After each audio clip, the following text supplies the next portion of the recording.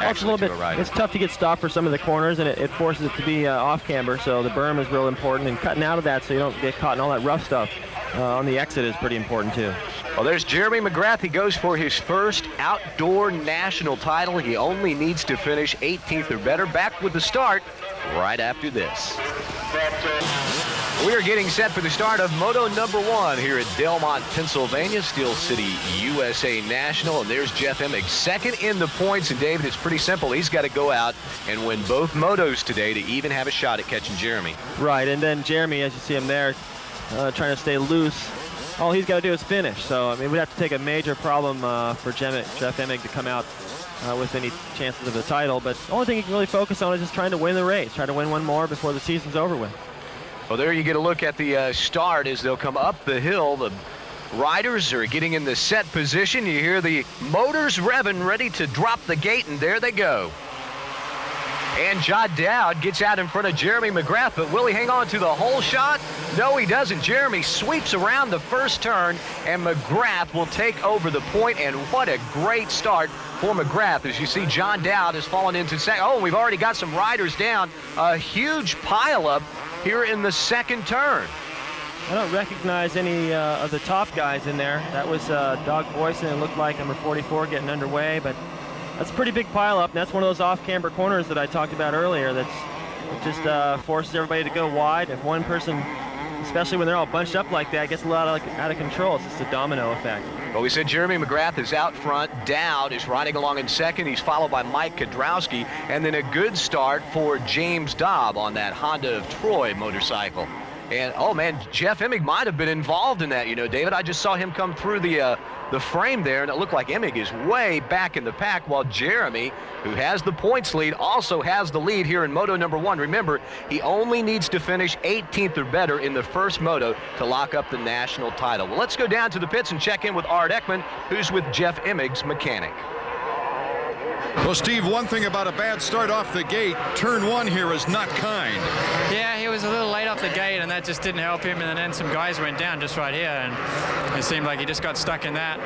I'm not even sure where he's at, but he's a long way behind the leaders. Man, you can just hear the disappointment in Steve Butler right there after Emig, who's done a great job of fighting his way back this season, but it's going to make it awfully tough for him to catch McGrath, isn't it? Well, I think it would be impossible. You know, McGrath would have to fall a bunch of times or have a major problem, and the title, you know, there's no shot at the title, and now that, you know, all he could really hope for was try to win the race, and it doesn't look like that's going to happen either, so why even bother, you know? I think he'd rather just go home now. Yeah, but you can't go home. You got to keep digging, and speaking of digging, Dowd has really been coming on strong. He has got a 4th at Troy, 2/3 Unadilla and Millville, and then last time at Binghamton, he came away with his 2nd overall, and he's riding in the 2nd spot right now. He would love nothing better than to close out this season with an overall victory. And now back to the battle for 3rd place. Kiedrowski has it, but look at James Dobb. He's trying a bunch of different lines, David, and oh, is he going to hang on? Not quite. Well, I like the fact that he's trying different lines. Look at him, he just cuts back under the inside right there, and that's where it's going to do it. He just set Mike up. He set him up about 4 turns ago, going outside, inside, and he forced Mike to start riding a little more defensive. And even though Dobb was having to take an alternate line, he still maintained a lot of speed through there, and it paid off for him. Now Larry Ward's caught up to this group, and he should be a real player here in a moment. Well, of course, Larry Ward hoping to finish out on a strong note after the great Supercross season he had. A little bit of a disappointment here in the outdoors, but look, Dobb has caught Dowd, and that could shape up to be a big battle for 2nd place here in a moment. And you can see the separation there. Jeremy McGrath already pulled out to about a 3.5, 4-second lead. Right, here's another look at the pass. Kiedrowski taking what seems to be the most popular line, but gets caught up with some of that powder that got pushed wide there, and he had to let back off the throttle. But Dobb looked like he already pretty much had that pass made. He just set him up nice, carried a lot of speed through that corner, got on the gas a little earlier than Mike, and held the inside line. That was a good move. Is this a track that lends itself to a lot of different lines? I think so. I remember last year watching Jeff Stanton in his final ride, and he was square in every corner, and it seemed like there was a lot of lines available. And you know, a rider like Jeff or Dobb here, they're just being real creative and using the whole racetrack, and it does look like with the elevation changes and the big sweepers and stuff here, there's a lot of place to go. As you can see right there, all 3 of those guys had a different way around that left-hander, and that's pretty off camera. It's hard to tell from here, but But you can see pretty much where there is a berm, there's always a couple. So a lot of places to go.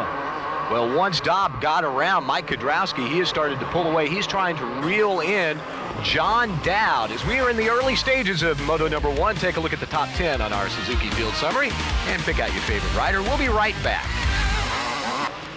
Back at Delmont, and problems for Larry Brooks. Not been a good season for him. Of course, he had that wrist injury, had the operation, missed basically the entire year. Just came back a couple of races ago, and it looks like he's headed for the pit area. Well, that's kind of like when you see a car in NASCAR being pushed back into the garage. Obviously, those are major problems, and it doesn't look like he's going to return. Well, now the battle for second place starting to heat up as James Dobb slowly but surely catching John Dowd. And look at all the ground he makes up right there, David. Well, he just carries a lot more speed into some of the corners. You can see he comes into this corner a little wider, which allows him to carry more speed through the corner. Right here, he's coming in on the outside. He'll probably cut back to the inside. So he's just working it inside and outside, the same way he did with Mike Kiedrowski, and it worked for him there. Well, you can see a good aerial shot there from our helicopter camera to show you the different lines that these riders are trying. And look at Dobb. He swings out wide, tries to cut it back to the inside, trying to build up a little momentum. And look, he makes up about 4 or 5 bike lengths. He's right on the rear wheel of John Dowd. It looks like we're going to have maybe a pass for second place any moment now. And in the background, you can see the green Kawasaki and Mike Kiedrowski. He may get up here and make it a 3-way battle for second place. He could, perhaps. He's probably also learning what Dobb did to get past him. And right here, Dobb up the inside of John Dowd. I don't know what John Dowd did there, but he just didn't carry enough speed, and it was an easy pass.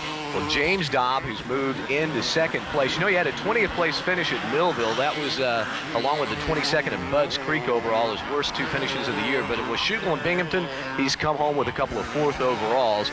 And, you know, he'd love to. I keep talking about loving to close it out. All these guys want to close this season out on a high note, don't they? Because they got to make sure that they get that momentum set for Supercross season and for the Outdoor Nationals for next year. Right. Well, you know, with McGrath out front riding the way he is today, they're going to have to shave about 2-3 seconds a lap off. So I think if they just cut one of the corners, maybe they have a shot at catching up to Jeremy. I don't think there's any other way, really. He's just unstoppable.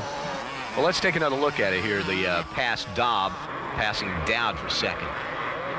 Well, it just went up the inside. I mean, they're pretty much side by side, and when you're on the inside, you control the corner, and that's all that happened there. Dowd just let him have that inside, and there wasn't much he could do about it. Well, that was a factory versus a Honda of Troy bike, a factory Yamaha, so that's got to be pretty impressive for those boys from Ohio, huh?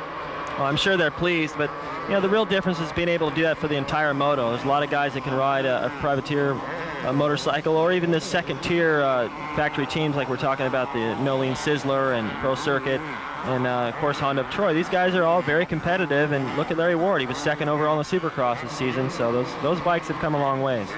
Well, right now, Dowd is having to think about, or is he thinking about right now, Mike Kiedrowski, who is catching him fast. I wonder if Dowd's having a problem. Well, he seemed to be going pretty fast in the beginning, and it's still fairly early in the moto. When you take off quick like that, and he was trying to hang on to Jeremy McGrath, wasn't able to run that pace, maybe his arm's pumped up. I've had that happen to me in the beginning, and you know, everyone comes by you like a freight train, then you feel good at the end, and you're mad at yourself between motos. Well, let's check back a little further back in the top 10. You see Jeff Emig. Remember, he had some problems with a bad start, caught up in that big pile up in the second turn that must have involved, I'm guessing, probably half of the field. He has worked his way into the top 10 now. I believe he's running about 8th or 9th.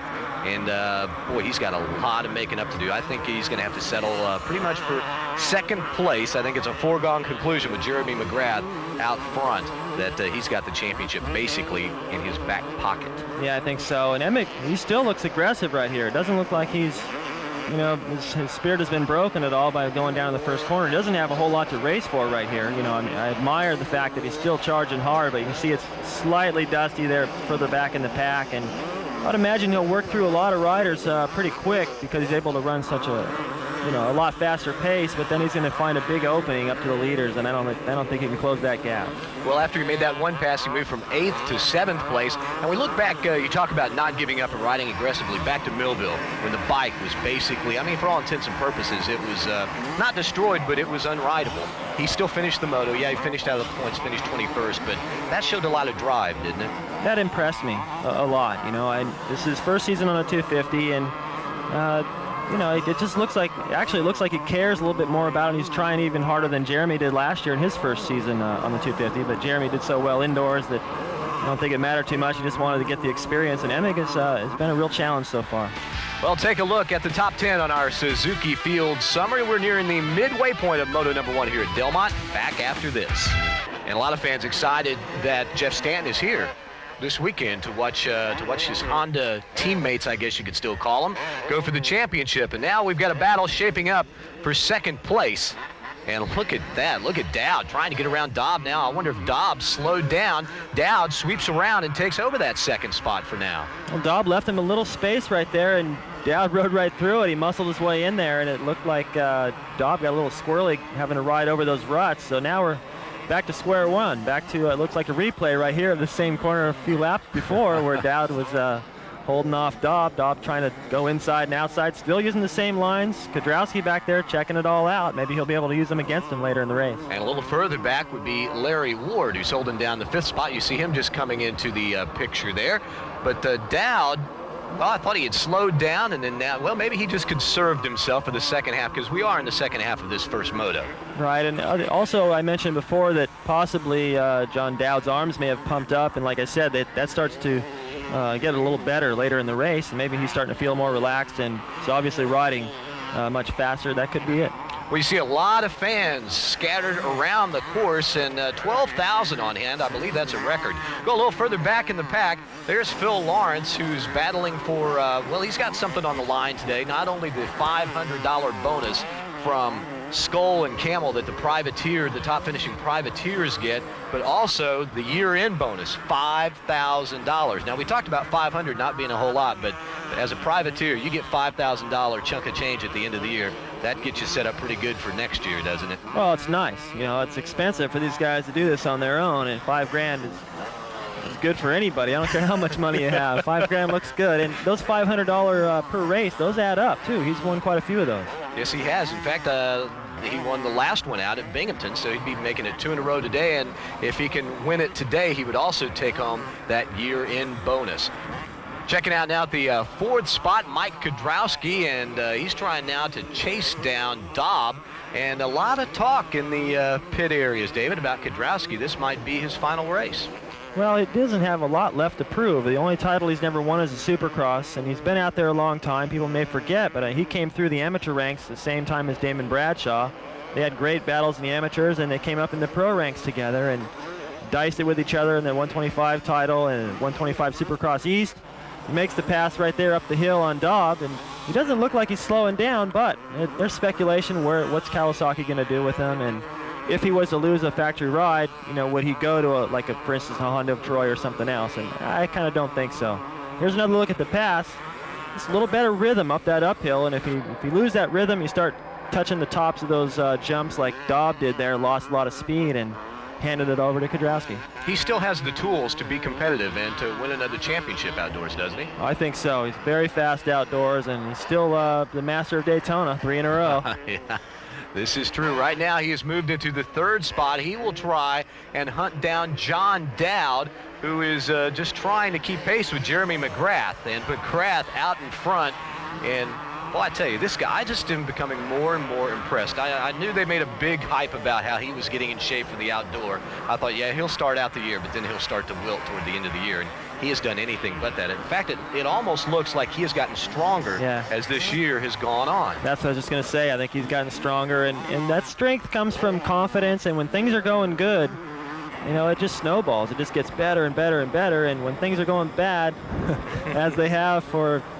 Jeff Emig today, just seems to be getting worse. Now, he's moved up quite a bit. Now he's challenging Phil Lawrence here, who's running... in about the 6th spot, I think. Yeah, I couldn't remember. Yeah, Jeff Emig. Well, now, yeah, Jeff takes over that spot. He'll be in the 6th place. You have to confuse it. We don't have a computerized scoring screen here in the booth with us to check all this stuff out. But Emig, who was running 7th, finally chased down Lawrence and moves into the 6th spot. So he is looking to salvage at least a top 5 finish in Moto number 1, and that would still leave him set up for a chance at the overall if Jeremy decided after clinching the championship in Moto number 1 that he didn't want to compete in Moto number 2. Yeah.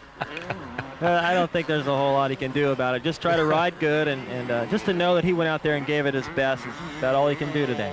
Well, right now, Emig, to get that 5th spot, would have to catch the number 11 Yamaha of Larry Ward. He is holding down the 5th spot right now. We will be back with the finish when we return to Delmont, Pennsylvania, as you take a look at the top 10 on our Suzuki Field Summary. We're just getting set to wrap up Moto number 1, the 23rd Moto of the Outdoor National Series in 1995. James Dobb got off to a really good start. Remember, he got around John Dowd, took over 2nd place, and rode there for most of the first half of this moto. But since then, he has faded back into the 4th spot, and he has to worry now about Larry Ward catching him and taking over that position.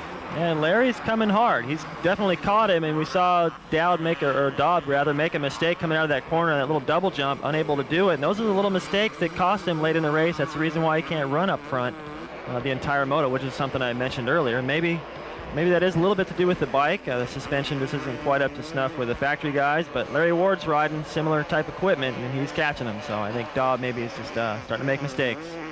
Well, Larry Ward, who had a pretty disappointing run at Binghamton, he finished a disappointing 12th there. He's had a couple 4ths and 5ths throughout the year, but it hadn't been the kind of outdoor season that he would have liked to have had. But nonetheless, he is trying to close out here with the top 5 overall here at Delmont.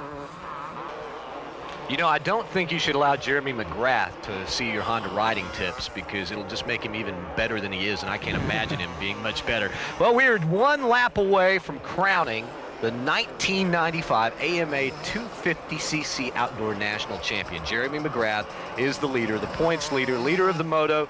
He's won just about everything this year. 10 out of 22 motos. This would make it 11 out of 23.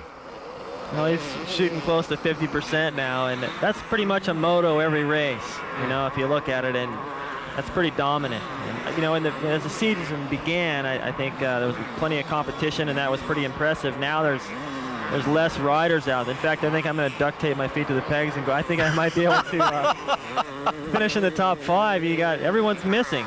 It's not Jeremy's fault, and he's riding fantastic, and what's he supposed to do, you know? But I tend to look at the last half of the season and realize that Henry's not there, Albertine's not there, Bradshaw he's not here at this race. You know, there's a lot of people missing, and that's going to make his job easier. But if they were there, I think he'd still be tough. Yeah, I started to say you can't take anything away from him just because these other guys had some problems. Because watching him ride, you know, yeah, LaRocco came back. He still rode competitively with LaRocco, and actually rode better. Of course, LaRocco was trying to ride himself back into shape before he re-injured that knee. And I don't know. It's just tough to say. I know a lot of people have complained that we've been a little bit too tough on Jeremy this year. And Jeremy's probably been one of those who might have had a few complaints with what we've said. But like I said earlier, he's been very, very impressive. You know, this year his worst overall finish was his 6th at Hangtown. Well, yeah, that's a race where he was sick. And I think in one moto his helmet strap came undone and his helmet was floating around on his head. So, I mean, when you have a day like that and you still wind up 6th, and I remember he led the 2nd moto for quite a while. He got the whole shot, and you know, if that's one bad race, that's not very bad. I mean, look at Emig's worst race, and he's going to end up 2nd. So, you know. Oh, look at that. Obviously very confident. I got another question for you. All right, another Supercross title. He wins the outdoor title in dominating fashion. Is he going to have too much confidence next year? Well, he's going to. I don't think it's. I'd rather have too much confidence than not enough, put it that way. And I think Jeremy's too smart to let anything go to his head and affect the outcome of next year. He knows what he wants. He's got the intimidation factor. I mean, every time somebody gets on the racetrack or even lines up next to him, they know Jeremy's going to be a real threat. Doesn't matter if it's raining or he's proved himself in every kind of condition. And I think that's just going to make him stronger next year. And I don't think Hondo or his mechanic Skip Norfolk would let him get cocky and turn that into a real problem. Well, I guess we could call him Intimidator number 2, and that's only fitting because look at his number plate for this year, 3. Of course, the Intimidator I'm talking about is from NASCAR.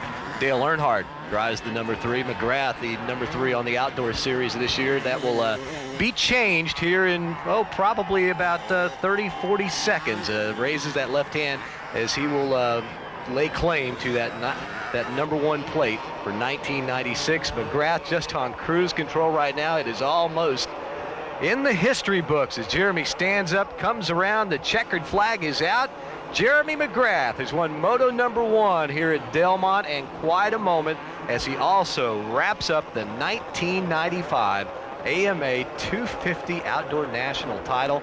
And everybody from Honda gathered around congratulating McGrath. And I thought he might be celebrating a little bit more, but you got to be sure that Jeremy's really happy. Dowd comes home second, followed by Kiedrowski, Dobb, and Larry Ward. And rounding out the top 10, Emig manages a 6th place finish. Let's check in with Art Ekman, who's with the